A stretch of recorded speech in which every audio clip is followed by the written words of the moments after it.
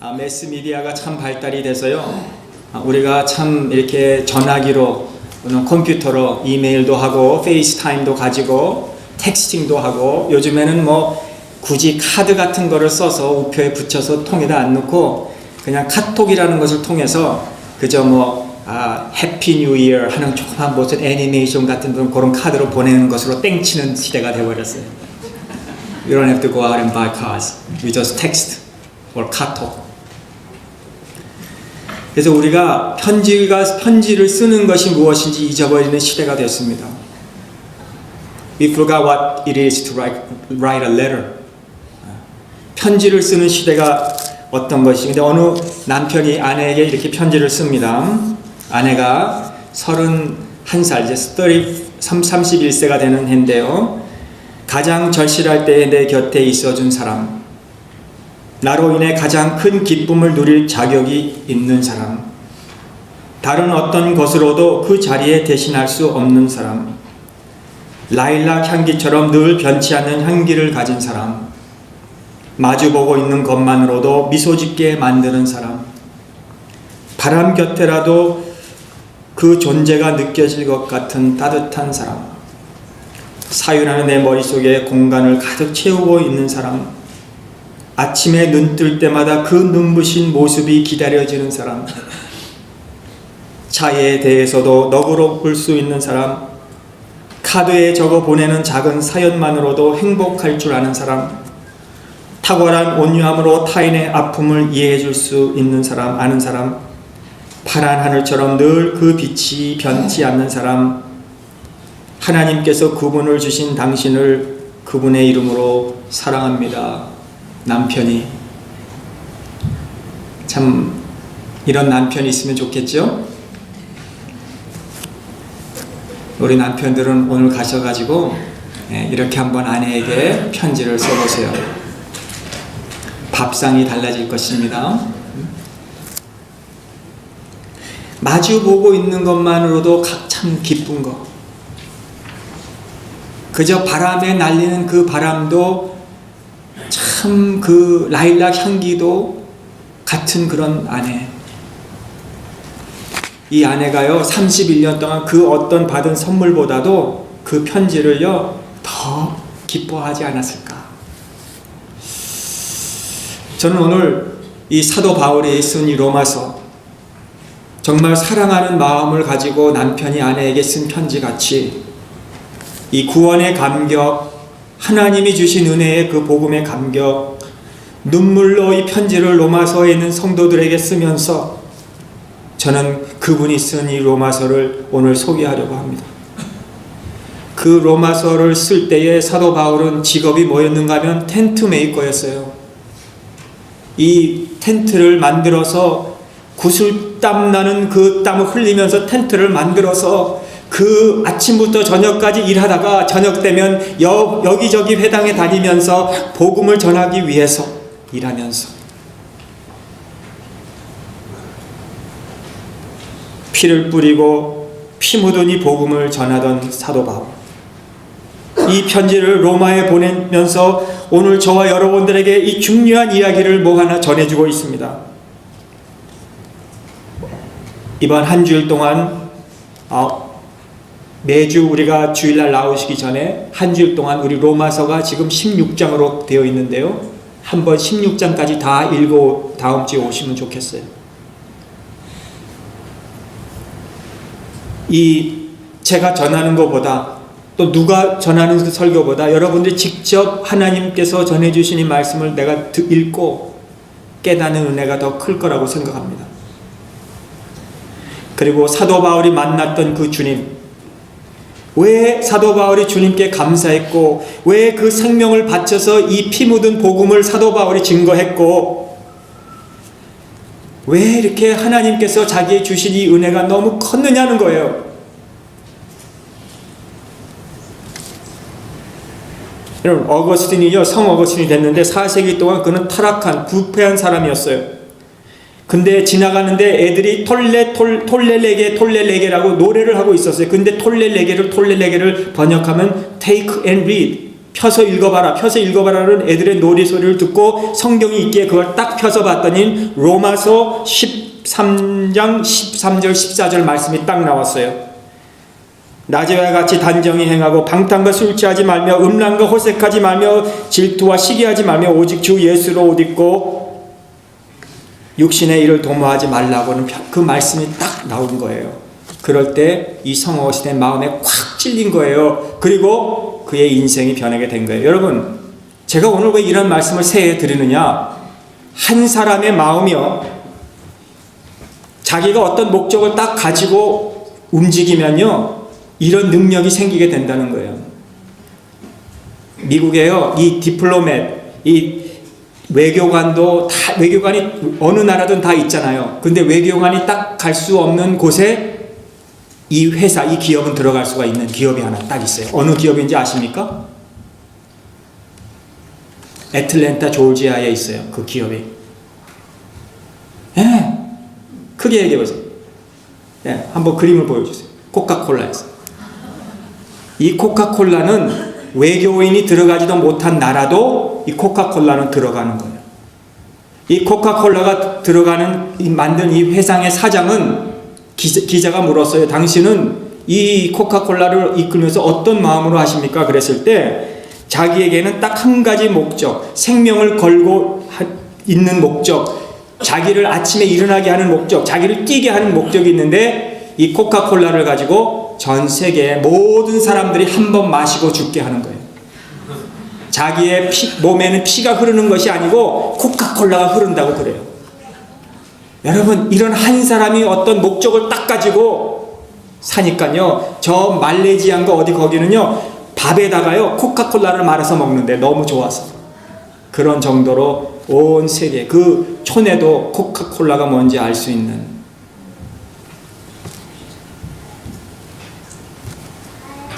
초지일관이라는 말, 여러분, 우리가 무엇인가 하나 딱 시작한 거 있으면 난 이거 끝내고야 말겠다 하는, 저는 초지일관이 아니고 저는 그래도 제가 보기에는 재주가 좀 많은 것 같아요. 그렇죠? 그래서 저는 굶고 살 것 같아. 깡통 차는 거예요. 왜냐하면 재주가 많으니까 이거 한번 해봤다가 안 되면 또 이것도 한번 해보고, 이것도 안 되면 또 딴 거 해보다. 그러니까 맨날 굶고 다니는 거예요. 그러나 초지일관, 이거 하나면 아니다, 이거 하나면 나는 못 살겠다 하는 사람은 성공하는 거예요. 여러분, 다 초지일관 되세요. 어느 한 곳에 딱 붙잡힌 사람, 우리 자녀들도 여기 많이 있지만 나 이거 아니면 나 이제 못 살겠습니다 하는 어떤 그런 목적이 딱 있어야 돼요. 목적. 사도 바울은 그 목적이 완전히 복음이었어요. 복음에 붙들린 사람이었어요. 사도 바울이 이 복음을 증거하는 일에는 자기가 생명을 조금 더 귀한 것으로 여기지 않는다 그랬어요. 로마서 1장 1절에 뭐라 그랬어요? 예수 그리스도의 종 바울은 사도로 부르심을 받아 하나님의 복음을 위하여 택정함을 입었으니 라고 그랬어요. 사도행전 20장 24절에 보세요. 나의 달려갈 길과 주 예수께 받은 사명 곧 하나님의 은혜의 복음을 증거하는 일을 마치려 하면은 나의 생명을 조금 더 귀한 것으로 여기지 아니하노라. 글씨가 작아서 잘 안 보이겠지만 이거는요, 사도 바울이 멋있게 그냥 웅변한 것이 아니에요. 이런 말씀은 사도 바울은 그것이 자기의 생애의 목적이 되었어요. 자기가 뭔가 마음에서 본 게 있어요. 복음 속에서 자기의 인생의 미래가 보여진 거예요. 그리고 생명을 바칠 만한 가치가 여기에 있다고 느껴졌어요. 그리고 자기의 삶 전체를 거기다 던져버렸어요. 그게 사도 바울의 오늘 고백들이에요. 주 42년도에 사도 바울이 뒤집어졌잖아요. 다메섹 도상에서 사울이 바울 됐잖아요. 그런데 예수님은 30년에 돌아가셨어요. 주후. 그러니까 12년 뒤에 사도 바울이 거듭나게 된 겁니다. 그런데 이 로마서를 쓸 때가 되면은 주후 55년에서 56년도에 로마서를 기록했어요. 편지를 썼어요. 그렇다면 예수님이 돌아가시고 승천하신 지가 벌써 20 몇 년이 지난 후에 이 로마서를 지금 보내고 있는 거예요. 사도 바울은 로마에 가본 적도 없고 로마에 있는 기독교인들 만나본 적도 없고 1차 전도 여행, 2차 전도 여행에 그리고 가보지도 못했고 3차 전도 여행 때에 로마에 지금 크리스찬이 있다는 소식을 듣고 이 베베 집사님을 통해서 듣고 갱그리아에 있는 베베 집사를 듣고 그 자매를 통해서 사도 바울이 로마서를 쓴 것을 거기에 배달하게 하는 거예요. 그런데 로마에 있는 그 교인들이, 그리스도인들이 이 복음을, 이 편지를 듣고 보고 그들의 마음이 뒤집어지고요. 그들이 로마를 변화시키고요. 그들이 유럽을 변화시키고요. 그 복음이 미국까지 오게 된 거예요. 목적에 붙들린 바울 때문에. 고린도후서 5장 13절에 이런 말씀이 있습니다. 우리가 만일 미쳤어도 하나님을 위한 것이요 만일 정신이 온전하여도 너희를 위한 것이니 내가 복음을 증거하는 일에 마치 나는 미친 사람같이, 복음에 미친, 예수님에 미친 사람같이 눈만 뜨면 예수님, 눈만 뜨면 예수님 사랑, 눈만 뜨면 복음 전하려고 손이 부르트도록 물집이 생기도록 천막을 만들면서 팔면서 그거를 돈 벌기 위해서 사는 인생이 아니었고, 그렇게 하면서 자기가 복음 전하는 일을 위해서 쓰기 위해서. 사도 바울이 그림자만 지나가도요 병자들이 낫다 그랬죠. 사도 바울이 쓰던 손수건을 던지기만 해도요 그거 만지는 사람이 병자들이 낫다 그랬어요. 왜요? 사도 바울은 완전히 미쳤어요. 복음에. 예수 그리스도의 능력을 누가 체험합니까? 복음에 미친 자에게. 여러분, 예수 그리스도의 능력은 아무에게나 미치는 것이 아니에요. 아무에게나 경험되는 것이 아니라는 거예요. 예수 그리스도의 복음에 빠진 사람에게 하나님의 능력이 임하게 되는 거라는 거죠. 우리 평강교회가 좀 미치기를 바라요. 로마서 1장 8절에 이런 말씀이 있습니다. 첫째는 내가 예수 그리스도로 말미암아 너의 모든 사람을 인하여 내가 하나님께 감사함은 너의 믿음이 온 세상에 전파됨이라. 내가 감사한데, 너무 감사한데 뭐냐 그게 감사한 것이, 내가 이렇게 복음을 전했더니 그 복음이 막 자라고 있는 거예요. 그리고 그 복음을 통해서 막 성장하고 있는 거예요. 이 로마에 있는 그리스도인들이 막 열매를 맺고 있는 거예요. 그리고 거기서부터 세상으로 복음이 전파되고 있는 거예요. 그래서 내가 하나님께 감사한다 그랬어요. 사도 바울의 감사는 내가 물질적으로 풍부해져서 감사한 것도 아니었습니다. 내가 앞으로 내가 어디에 그 목적을 하고 이제 갈 기로에 있는데 하나님이 잘 열어줘서 그것이 축복해 주셔서 내가 감사하다 그러지 않습니다. 뭐 이런 육체적인 풍성함, 육체적인 편안함 때문에 감사하다 그러지 않았습니다. 복음이 잘 전해지고 복음이 잘 자라고 복음이 열매 맺는 것에 내가 감사합니다 그랬어요. 우리 주변의 사람들 보면서 예수님 믿은 지 얼마 안 됐는데 내가 이분을 갖다 교회에다 모셔놨더니 이분이 막 신앙생활을 잘하고 있는 거 보면 감사하잖아요. 우리 이현주 집사님 감사하잖아요. 이렇게 세례받고 찬양대하고 열심히 기쁨으로 신앙생활 하는 거 얼마나 감사해요. 믿으신 지 얼마 안 됐는데. 우리 자녀들이 이렇게 미국에서 자라면서 공부도 해야 되지만 공부에서 그런 여러 가지 스트레스가 있는데도 이렇게 믿음 생활 잘하고요. 이렇게 하나님 앞에 나와서 퍼포먼스 하는 거 얼마나 우리 교인들이 기뻐요. 우리 믿음으로 자라는 거 얼마나 감사한 일이에요.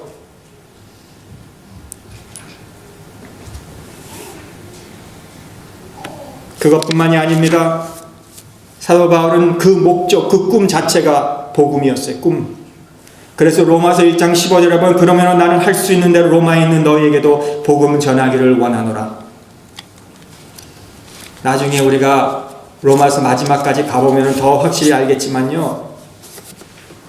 사도 바울이 편지만 보내놓고 그저 자기가 있는 곳에서 가만히 에베소면 에베소에서 무슨 골로새면 골로새 가만히 편안히 있으면서 편지만 쓴 게 아니라 사도 바울은 이 편지를 쓰고 그리고 복음을 증거하는 일에 생명을 걸고 거기에 완전히 미쳤고 그리고 죄수로 약 65년 주후 65년경에 복음을 죄수로 로마에 가서 묶여서 로마에 가서 복음을 전하다가 거기서 순교하게 됩니다. 로마에 편지만 쓴 게 아니고 자기가 직접 죄수로 로마에 끌려가서 거기서 복음을 마지막까지 전하다가 순교하였다는 거예요. 복음의 효과적인 능력이 무엇이었다고 직접 보지 못한 크리스천들에게 자기가 직접 거기에 가서 그 앞에서 순교하면서 그들의 가슴에 뿌려졌던 이 복음의 씨앗들이 그들을 변화시켰다는 거예요. 이게 복음입니다, 여러분. 복음은 말로 전하는 거 아니에요. 복음은 뭐 편지로 전하는 거 아닙니다. 복음은 내 삶으로 보여줘야 되는 거예요. 여러분, 우리 자녀들에게 계속 너 이렇게 잘해라 잘해라 하면 잔소리만 되는 거죠. 우리 자녀들에게 내가 그 복음으로 변화된 모습으로 그 자녀들에게 보여주는 거예요. 나는 하나도 변하지 않고 우리 자녀가 변하기를 원하겠습니까? 나는 열심히 하지도 않고 나는 복음에 미치지도 않고 우리 자녀들이 복음에 미치기를 원합니까? No way, 호세이. 안 돼요. 내가 변해야 돼요.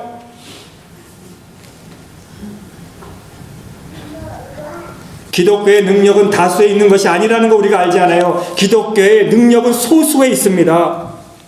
우리가 이거를 성경을 통해서 얼마나 많이 하나님께서 우리에게 알려주십니까? 기독교는 많은 다수가 아니고 소수. 누구예요? 복음에 빠진 자들을 통해서 하나님이 역사하시는 거예요. 미디안 군대가 13만 5천이 지금 데리고 이스라엘을 쳐들어왔어요. 하나님이 우리 군대를 모집하라 그랬더니 거기에 3만 2천 명밖에 우리는 없어요. 13만 5천과 3만 2천은 싸움이 안 되는 군대예요. 숫자예요. 그런데 하나님이 그 3만 2천 많다 기도하나 다 무서운 자를 걱정하는 자로 돌려보내라. 2만 2천 명이 1만 명밖에 안 남았어요. 그런데 하나님이 또 많다는 거예요. 다 돌려보내라 그런 거예요. 그랬더니 300명만 남았어요. 하나님은 그 300명 소수를 가지고 13만 5천 명을 무찌르게 하셨다는 거예요. 왜요? 이 전쟁은 우리의 전쟁이 아니고 하나님의 전쟁이기 때문에, 하나님이 싸워주시기 때문에. 여러분, 유대인들이요, 이 기디안의 이 이야기를 굉장히 중요시해요. 이 기디안의 그 스토리를 지금도 자녀들이 부모한테 아버지, 어머니, 그때 당시에 어머니, 아버지는 어디 계셨습니까? 그렇게 물은대요. 그래서 옛날에 이 이스라엘의 6.1 전쟁이 있을 때 그 미국이나 세계에 흩어져 있던 유대인들이 다 거기 가서 싸웠대요. 다시 전쟁을. 지금 한국에서 어려움이 있죠. 이제 만약에 전쟁이 난다고 해보세요. 중국하고 뭐 북한하고 전쟁. 그러면 저와 여러분들이 여기서 우리 은행에서 잔고를 다 꺼집어내가지고 비행기표를 빨리 끊어서 우리도 거기 전쟁에 참여하겠습니다. 우리도 가서 우리 한국을 위해서 싸우겠습니다. 할 사람이 여기 몇 명이나 있겠어요? 손 들어보세요 한번. 나 가겠습니다. 그렇게.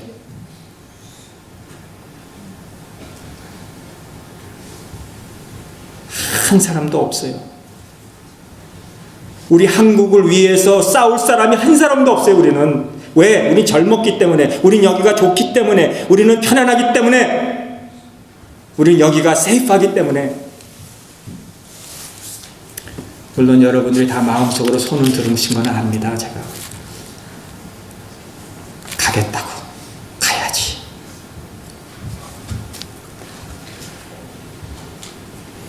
사도 바울은 이 복음의 증거를 위해서 열심히 낼 수 있었던 것은 자기가 아니었습니다. 하나님의 콜링이었다 그러죠. 소명. 하나님이 나를 불러주셨습니다. 다메섹 도상에서 내가 그 예수 믿는 사람들 교회들을 핍박하러 가던 그때는 내가 열심을 가지고 내가 뭔가 하는 것 같았는데, 그때 주님이 사울아 사울아 누구십니까? 내가 핍박하는 예수다. 핍박을 받으신 예수님이 이 사울이라는 이 청년 때문에 교회를 핍박하고 예수님이 핍박받은 그 예수님이 사울에게 나타나가지고 사울아 사울아 불러주신, 콜링을 주신, 소명을 주신. 감사한 것은요, 오늘 이 자리에 참석한 우리 모든 하나님께서 우리를 불러주셨다는 거예요. 예? 하나님이 저와 여러분들 불러주셔서 오늘 여기 나온 거지, 내가 열심히 있어서 여기 나온 게 아니라는 거예요. 하나님이 우리를 불러주셨어요. 왜 사도 바울만 다메섹 도상에서 예수님을 깨닫고 만나고 변화됐겠습니까? 그 사도 바울을 불러주신 하나님이 저와 여러분들 오늘 불러주셨기 때문에.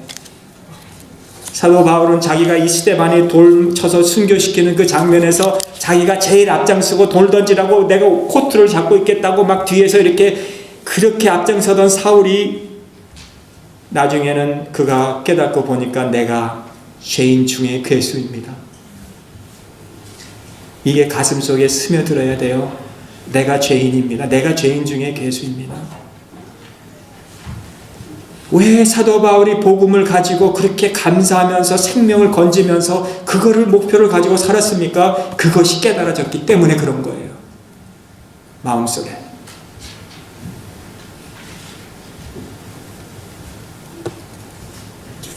우리가 예수님 믿고 구원받아서 천국 갈 거예요. 천국 가려면은 이 땅에 뭘 놓겠습니까? 우리 정말 우리가 하나님께서 우리에게 준비하신 그 천국에 가기 위해서는 우리가 이 세상에 무엇보다도 거기를 더 중요하게 여기게 되겠죠.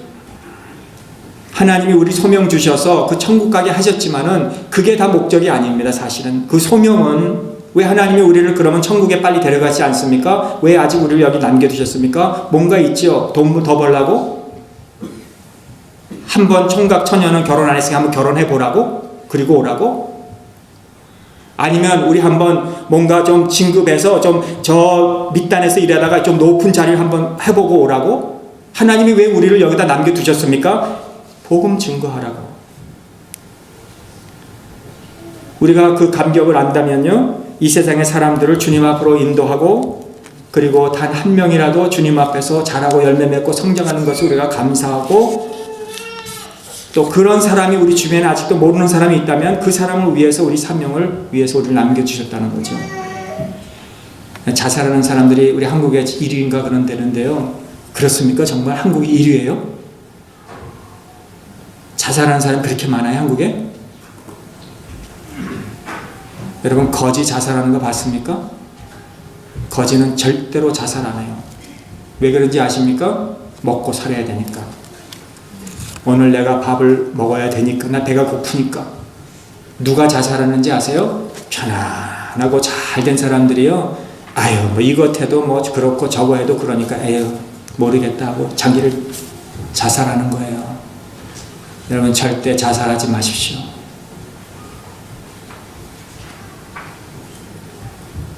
목적이 없으니까 자살하는 거예요. 목적. 사도 바울의 목적. 로마에 있는 그리스도인들이 이미 예수님을 믿은 지 20년, 25년이 된 그들에게 왜 이 사명을, 콜링을 받아서, 소명을 받아서 왜 이 복음을 다시 써야 됐을까? 그게 우리의 질문이죠. 오늘 그게 우리에게 큰 질문이에요. 왜 이 복음이라는 것, 왜 오직 복음이라는 것으로 우리가 이 한 해를 또다시 우리가 아는 말인데 왜 출발해야 되느냐? 오늘 사도 바울이 왜 이 로마서를 썼느냐 하는 것 같이, 우리가 예수 믿은 지 어떤 분은 1년 됐죠, 어떤 분은 5년 됐죠, 어떤 분은 10년, 20년, 30년, 40년 되신 분도 여기 계실 거예요.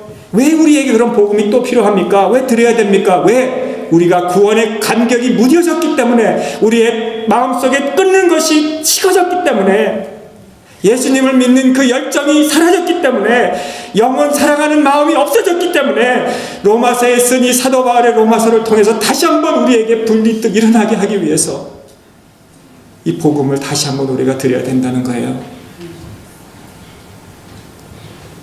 오늘 1장 7절에 뭐라 그랬습니까? 로마에 있어 하나님의 사랑하심을 입고 성도로 부르심을 입은 모든 자에게. 여러분, 나만, 사도 바울만 부름받은 것이 아니라 성도로 부름받은 여러분 모든 자들이라고 사도 바울이 말하고 있어요. 다시 말하면 이 로마서 1장 7절은 로마에 있어 하나님의 사랑하심을 입고 성도로 부름받고 부름받으심을 입은 나 박은일, 그리고 여러분의 이름, 이렇게 우리가 읽을 수 있다는 거예요. 우리를 불러주셨다는 거예요. 그 목적, 그 목적 안에, 그 울타리 안에 오늘 이렇게 매 주일마다 우리가 이 안에서 말씀을 듣게 해주시고, 그런데 소명만 가지고 콜링이 있다 그것만 끝나는 것이 아니라, 하나님이 나를 불러주셨으니까 나 이제 천국 간다 그것으로 끝나는 것이 아니라, 사도 바울에게는 오늘 16절 말씀입니다. 내가 복음을 부끄러워하지 아니하노니 이 복음은 모든 믿는 자에게 구원을 주시는 하나님의 능력이 됨이니라. 복음 안에 하나님께서 저와 여러분을 초청해 주셨으면 그 안에 들어가서, 어제 새해 맞이 예배도 말씀드렸듯이 복음의 능력의 맛을 우리가 알고, 복음의 능력인지 무능력이 무엇인지, 복음의 그 체험이 뭔지, 복음의 힘이 뭔지. 그래서 사도 바울은 그 복음은 나의 복음이다. My gospel, my gospel. 다른 사람들에게만 주어진 복음이 아니고 그 복음은 나에게 주어진 복음이다. 그래서 나는 십자가에 죽는 것도 로마에 가서 순교하는 것도 두렵지 않습니다. 복음과 자신과 분리하지 않고 하나로 가지고 그걸 아는 거예요. 그게 복음의 능력이에요. 복음 경험했어요. 복음의 능력이 어떤 것인지. 여러분, 신앙생활 오래 하다가 감격 없이 살아가는 종교인들에게 성경은 이렇게 말하지 않았어요. 오랫동안 교회 생활을 하였지만 아직도 영혼 건지는 일에 생명 바치고 일하지 않는 사람들에게 성경은 이렇게 말하지 않았어요. 그냥 살아가는 사람들에게 사도 바울이 오늘 편지를 쓰는 거예요. 사랑하는 성도님들이여, 믿음은 그런 게 아니라는 겁니다. 믿음이 있으면 잘하는 것이랍니다. 잘해야 되는 거예요. 성경 어디에서 찾아봤습니까? 우리와 같은 모습을 가진 자를 성도라고 일컬었습니까? 어디 성경에? 우리가 정말 성도입니까? 성경에 우리를 성도라고 언제 어디 그렇게 얘기했습니까? 우리가 가진 이런 모습을 가지고 언제 성경에서 목사라 그랬습니까? 정말 내가 목사입니까? 당신과 같은 직분을 가진 자들을 언제 성경이 직분자라 그랬습니까? 감격도 잃어버리고 생명도 없고 힘도 능력도 없는 우리를 어떻게 성경이 우리를 직분자라 그러겠습니까? 그러면 누가 이 복음을 체험한 사람만이, 기도하다가 그 은혜를 경험한 사람만이, 하나님 앞에 엎드릴 수밖에 없고 하나님 앞에 모일 수밖에 없는 우리가 되는 사람만이, 그 은혜의 십자가 때문에 눈물이 펑펑 쏟아져 나온 사람만이 복음의 은혜를 체험한 사람이라고 할 수 있다는 거죠. 여러분, 십자가의 복음은 이런 능력이 있다는 거예요. 십자가의 복음은 이런 능력이 있는 겁니다. 저와 여러분들의 삶의 목적을 분명하게 해주는 겁니다. 여러분, 다이아몬드 팁이 있잖아요. 팁. 그 다이아몬드 팁을 가지고 이 강철을 뚫는데요. 맞습니까? 다이아몬드 팁 가지고 쇠를 깎는다는 거예요. 그러나 이 복음의 팁은 쇠를 깎는 강철의 다이아몬드 팁보다도 더 강한 능력이 있는 거예요. 그래서 마틴 루터가 오늘 이 16절을 읽고 오직 의인은 믿음으로 말미암아 살리라 하고 그 종교 개혁을 일으킨 자가 되었잖아요. 왜요? 복음에는 이런 힘이 있기 때문에. 저는 매 주일마다 이제 이 새해를 출발하면서 사도 바울이 쓴 로마서 복음을 통해서 정말 우리가 십자가 때문에 불붙어 있는 심정, 거룩한 복음이 로마에까지 있는 성도들을 다 회개케 만들어 놓고 그들을 변화시켜서 로마를 뒤집어 엎고 로마가 전 세계를 뒤집어 엎은 것 같이, 오늘 이 자리에 참석한 우리 평강의 모든 성도님들 복음을 만나게 해달라고 기도합니다. 복음으로 다시 한번 우리가 불붙게 되기를 기도합니다. 복음으로 우리가 변화받기를 소원하고 우리로 인해서 우리 주변에 복음을 모르는 사람들이 변화받기를 오직